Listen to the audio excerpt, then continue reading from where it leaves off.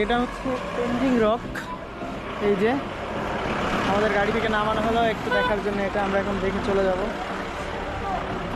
যারা হচ্ছে এভারেস্টে ক্লাইম্ব করতে যায় বা সেটা ট্রেনিং নেয়, সেটাই যে এখান থেকে করে।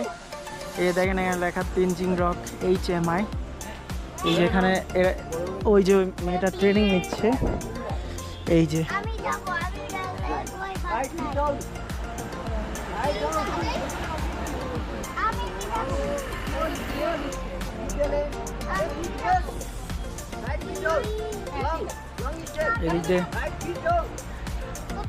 এদিক দিয়ে যাওয়া যাবে না যদিও।